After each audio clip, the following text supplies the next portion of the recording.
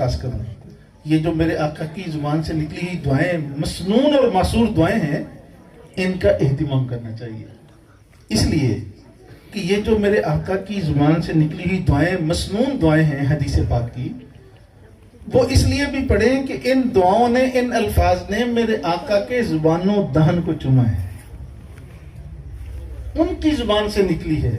اگر مجھے اور آپ کو کوئی بتا دے کہ یہ جو کھجور تھی یا یہ جو لکڑی تھی، اس میں اس کو آقا کریم صلی اللہ علیہ وسلم نے ایک مرتبہ منہ میں لیا تھا. وہاں ہے نا کنویں، ایک سے زائد کنویں ہیں کہ جن میں آقا کریم صلی اللہ علیہ وآلہ وسلم نے اپنا پس خوردہ واپس ڈال دیا تھا. پانی پیا اور اپنا جھوٹا دوارا کنویں میں ڈال دیا. آج تک اس کو لوگ تبرک کے نام پر لاتے ہیں مائے شفا بنا کر، اور لوگ تو اس کنویں کو تلاش کرتے ہیں. میں ان سے عرض کیا کرتا ہوں، مائے زمزم میں بھی میرے آقا نے اپنا پس خوردہ ڈالا تھا. واللہ جب بھی پیتا ہوں مجھے اس میں سب سے زیادہ جو حضرت اسماعیل کی ایڑی کی تو جو برکت ہے ہی ہے، جو آقا کریم صلی اللہ علیہ وآلہ وسلم کا وہ جو پس خوردہ اور جھوٹا ہے، اس کی جو لذت محسوس ہوتی ہے وہ بکری ہے. اپنا جھوٹا اس میں ڈال دیا تھا. آج اس میں اتنی لذت محسوس ہوتی ہے انسان کو جو آقا کریم صلی اللہ علیہ وسلم کی وہ ہے. تو وہ جو دعائیں ان کی زبان و دہن سے نکلی ہیں وہ کتنی خوبصورت ہوگی، انسان کو پیار آتا ہے. میرے حضرت ہیں شفیق الامت حضرت مفتی محمد حسن صاحب، دامت برکاتہم العالیہ، لاہور میں ہیں. آپ نے ضرور ان کی زیارت کی ہوگی. اللہ کے ولی ہیں. اس دنیا میں اللہ کی نشانیوں میں سے ایک نشانی ہے. اس زمانے میں پتہ چلتا ہے اللہ والے ایسے ہوتے ہیں. تو حضرت فرمایا کرتے ہیں، فرمایا یہ جو مسنون اور معصور دعائیں ہیں یہ اس لیے بھی مانگا کرو، انہوں نے قبولیت کی ساری راہیں دیکھی ہوئی ہیں، ان کو سارے راستے معلوم ہے قبول کن کن راستوں سے ہونا ہے. تو جو دعائیں میرے آقا کی زبان سے نکلی ہیں، خالق کو، مالک کو، اللہ رب العزت کو جب الفاظ پڑھے جاتے ہیں ان پر پیار آتا ہے. میں کیا کہتا ہوں، آپ کا چھوٹا بچہ توتلا اگر توتلی زبان میں باتیں کرتا ہے، اسی لہجے میں آ کر کوئی اور بات کرے، اسی کی نقل اتارتے ہوئے کوئی بات کرے کوئی اور، آپ کو پیار آئے گا یا نہیں؟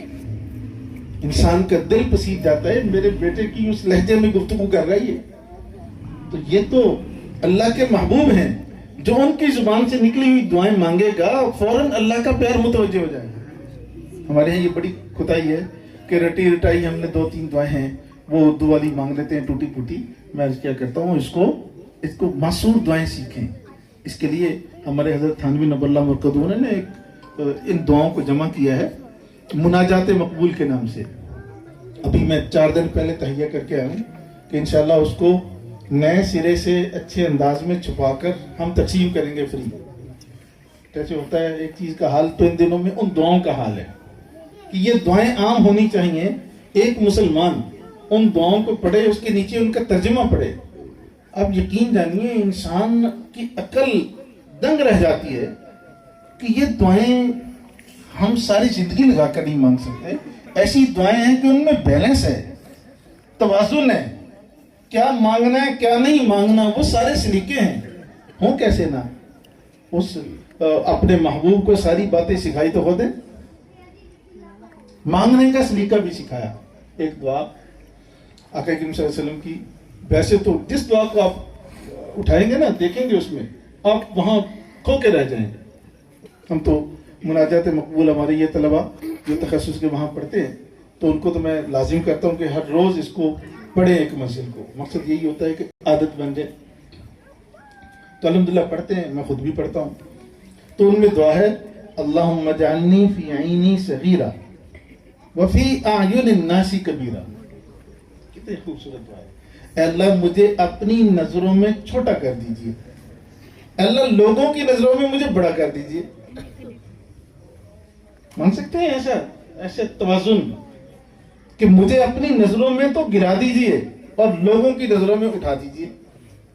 دوسری جگہ فرماتے ہیں اللہم واقعتاً کواقعت الولید.